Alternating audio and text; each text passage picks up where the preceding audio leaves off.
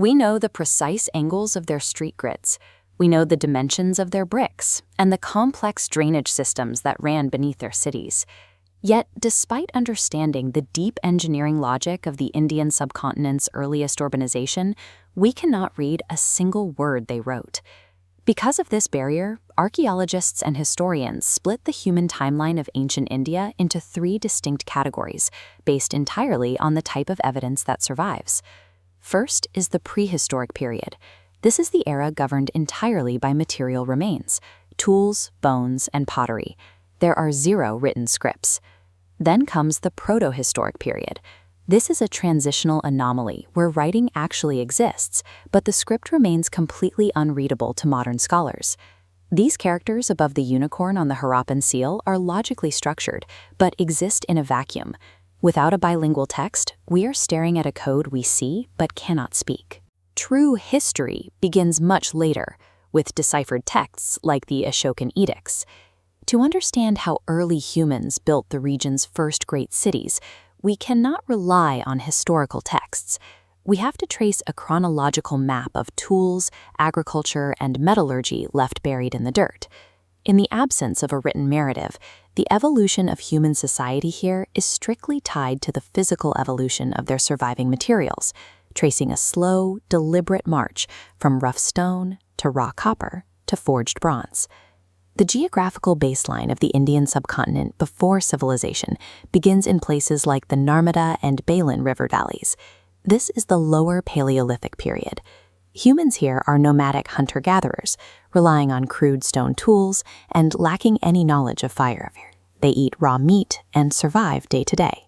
The exact chronological starting point for tracing this timeline in Indian archaeology was set in 1863, when British geologist Robert Bruce Foote pulled the first Paleolithic hand axe from the soil. Fast forward thousands of years to the Mesolithic era, and we see a critical evolutionary shift. The pure hunting and gathering survival loop begins to break, replaced by the earliest experiments in animal domestication. Looking at this topological map, we pinpoint Adamgarh in Madhya Pradesh and Bagor in Rajasthan. The evidence here marks the earliest sites of animal domestication on the subcontinent. Shifting focus to Uttar Pradesh, we drop pins on Damdama and Sarai Nahar Rai. Excavations at Damdama uncovered 41 human graves. Shockingly, 5 were double burials, and 1 grave contained 3 human skeletons buried together. To understand what their daily environment looked like, we turn to Bhimbetka, a site located 45 kilometers west of Bhopal, which provides the most crucial visual record of these early humans. This plaque marks the painted rock shelters discovered by V.S. Wakankar in 1957. The cave walls here depict elephants, deer, and early communal life, pushing the timeline of cognitive human behavior deep into the prehistoric past. These scattered lithic discoveries prove that the early inhabitants of the subcontinent were developing complex social structures long before they ever figured out how to farm or build cities. The shift from hunting to agriculture defines the Neolithic age. It is the precise moment humans anchor themselves to the land. Tracing this agricultural origin is an ongoing historiographical debate. Archaeological timelines are not static. They shift constantly as new carbon-14 data forces us to redraw the map. This map illustrates the old academic consensus. With the timeline set to 7000 BC, Mehrgarh in modern-day Baluchistan is highlighted as the oldest confirmed site for wheat farming. But if we roll the timeline further back, between 7 and 9000 BC, new radiocarbon data shifts the spotlight away from Mehrgarh and directly onto Lahura Deva in Uttar Pradesh. Based on this evidence of early rice cultivation, Lahura Deva is now the scientifically accurate starting point for agriculture in the subcontinent. As agriculture spread, highly specific regional behaviors emerged. Moving north to Burzahom in the Kashmir Valley, the Neolithic footprint takes a strange turn. The people of Burzahom lived in circular pit dwellings dug into the earth. More unusually, they practiced a distinct burial custom where pet dogs were interred in the same graves as their human masters. Contrast this with the southern sites like Sanganakalu in Karnataka. Here, archaeologists found massive ash mounds, the burnt relics of seasonal, communal camps built by Neolithic herdsmen. The Neolithic agricultural revolution was the mechanism that locked humans into permanent settlements. And as they settled, these disparate regions developed highly specific, intensely localized cultures. The final bridge to true urbanization is the Chalcolithic phase. This marks the exact period when early Indians began forging instruments of copper to use alongside their stone tools. In Rajasthan, the Ahar civilization demonstrated an advanced knowledge of copper smelting, leaving behind distinct black and red pottery painted with white geometric designs. Further south in Maharashtra, the Jorwe culture built large agricultural settlements in Daimabad and Inamgan, establishing strict internal societal rules. Their localized belief systems dictated how they managed their dead. Adults were buried directly under the floors of their own houses, placed in a supine position, always oriented strictly north to south. Looking at this structural diagram of a Chalcolithic settlement at Navdatali, we see a clear geometric shift.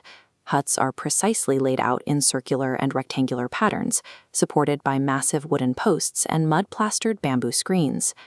Mastering metal extraction and domestic architecture provided the final technological foundation for the first true urban centers. The apex of this physical timeline is the Indus Valley Civilization, firmly carbon-dated to its peak between 2300 and 1700 BC. This map illustrates the true scale of the civilization. It forms a massive 13 lakh square kilometer triangle anchored by Manda in the north, Daimabad in the south, Sukagandor in the west, and Alamgirpur in the east. Yet this massive Bronze Age empire hides a great technological paradox. They engineered this vast network of cities completely ignorant of iron. They also display a distinct cultural absence. Despite the prevalence of rhinos, tigers, and elephants in their art, cows are completely missing from all surviving Harappan seals and terracotta figures. These photographic remains of Mohenjo-Daro revealed the sheer scale of their urban planning. The city was not a random sprawl, it was calculated. The civic blueprint of Mohenjo-Daro utilized a main road over 9 meters wide. Straight roads intersected at right angles, partitioning the city into precise squares and quadrangles, built around public utility structures like the Great Bath. Their agricultural logistics were equally calculated. Excavations at Kalibangan revealed the earliest known plowed agricultural field, proving a systematic approach to crop yields. Look at these massive brick retaining walls. This is physical proof of intense engineering foresight. Structures like this represent either the advanced civic water reservoirs of De La Vera, built to capture and manage water through a series of dams, or the specialized maritime dockyards of Lothal. Their supply chain reached far beyond their borders.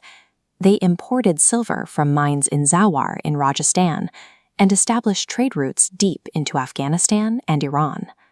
This rapidly bursting cotton bowl represents a truly major agricultural and economic yield for the people of the Indus Valley. The physical evidence confirms that the Harappans cultivated cotton for clothing hundreds of years before it was ever grown in ancient Egypt. The Indus Valley prioritized standardized weights, municipal sewage systems, and regional trade networks over the military conquest or monumental tombs found in other contemporary states. The physical timeline tells a clear story. The Indian subcontinent evolved from isolated hunter-gatherers huddled in rock shelters into a massive, geometrically locked urban society. When we look at this complete chronological map, we see the network peak, and then, approaching 1700 BC, the major cities of the Indus Valley begin to fade, making way for the iron-wielding, text-writing culture of the Vedic era. Everything we understand about this grand evolution, from the dog burials of Kashmir to the maritime dockyards of Gujarat, was reconstructed entirely from the physical footprints left in the soil. We are left staring at these characters, evidence of a highly organized mind that we simply cannot converse with yet. Until this script is translated, the Indus Valley will remain a proto-historic anomaly, a civilization we can precisely measure through its ruins, but cannot understand